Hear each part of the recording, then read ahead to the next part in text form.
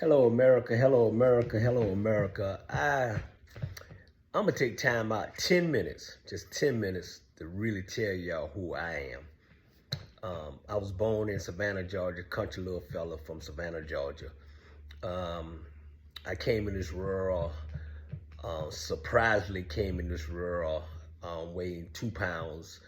Um, and my mother said that she was crying, didn't know I was gonna make it. Um, but God had the last word. And I went from 2 pounds to 4 pounds to 6 pounds to 7 pounds to 8 pounds.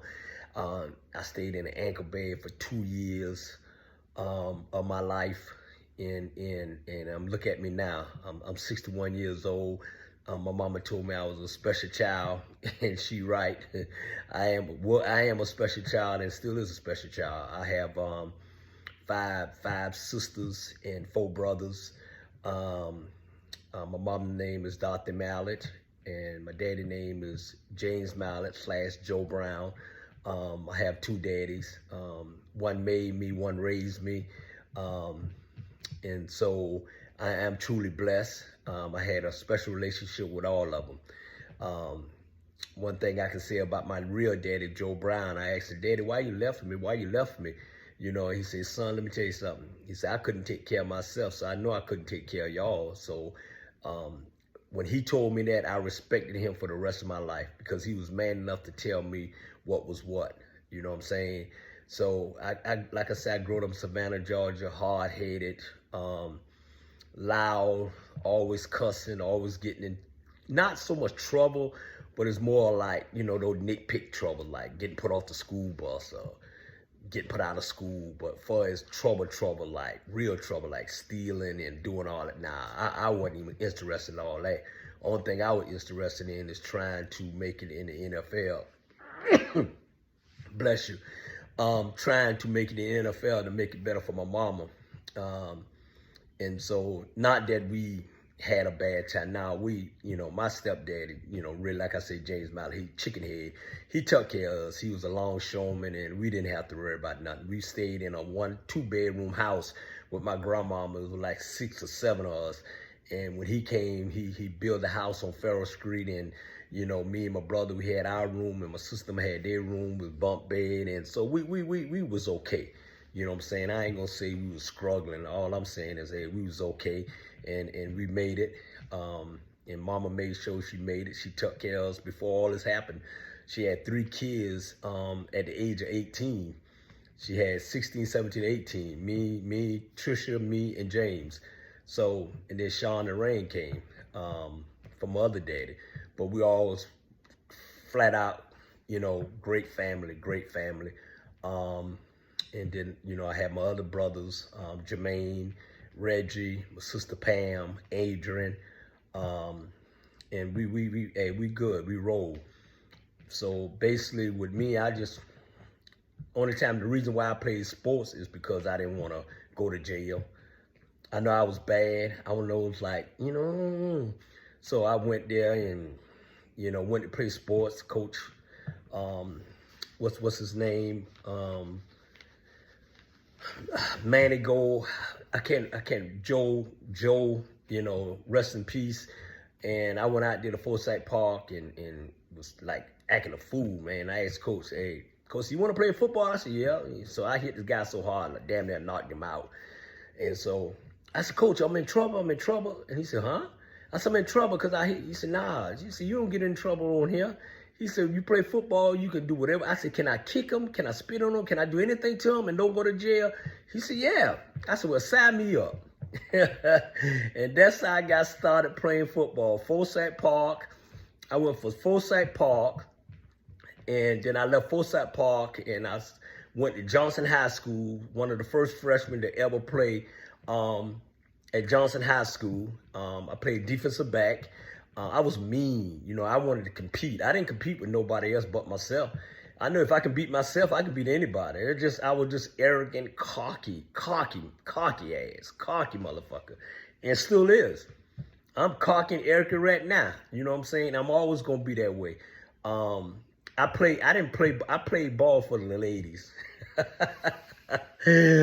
I played ball for the ladies, man. I used to love to see those ladies, those cheerleaders, just cheer calling my name. Brown, Brown, if he can't do it, nobody can. Woo, woo, woo.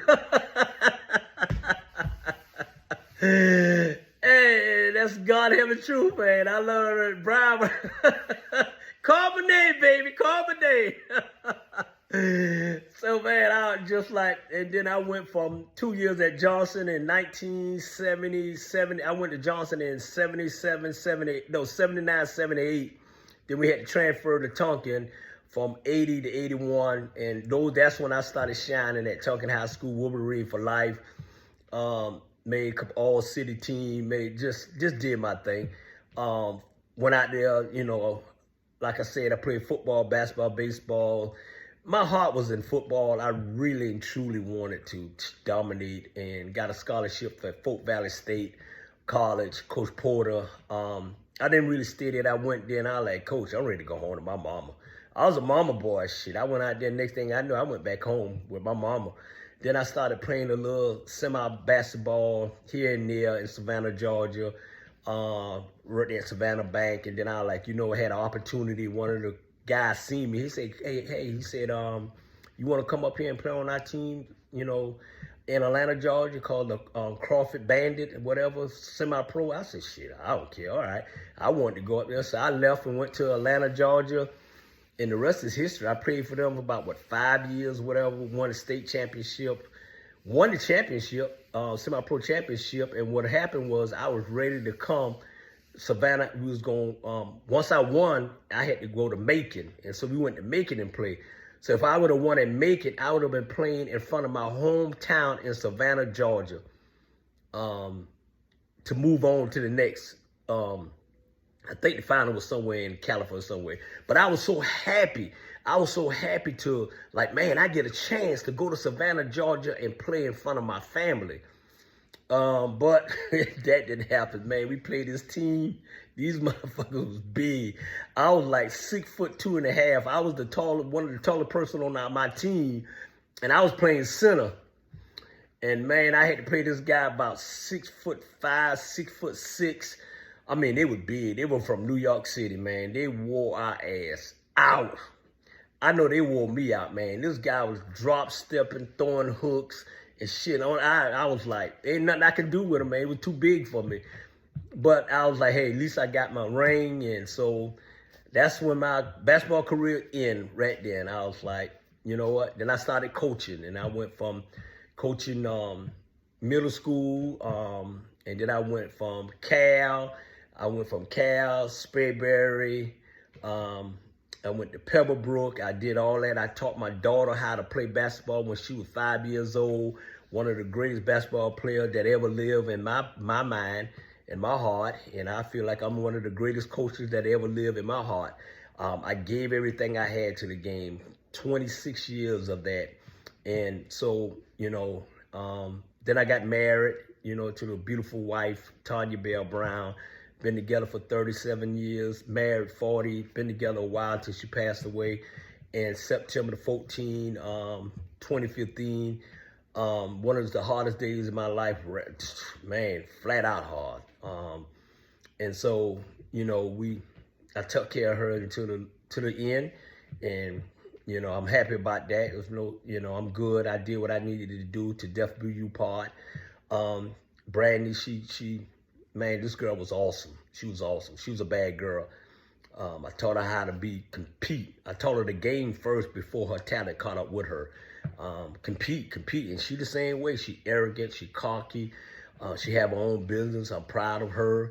I had my own business called Brown Janitorial Service and Top Flight Sport Code. And I did everything, man. I worked at Emory Hospital for 20 years. In the Heart Center, I was an EKG tech. I was an inventory tech, a scrub. I did everything at Emory Hospital for 20 years. I retired in 2009, and the rest is history with that. One thing about it, I was glad to be a part of that for 20 years. It felt like 20 years of one of the 20 years best in my whole life. And I'm proud of myself for just doing what I need to do to get where I need to be.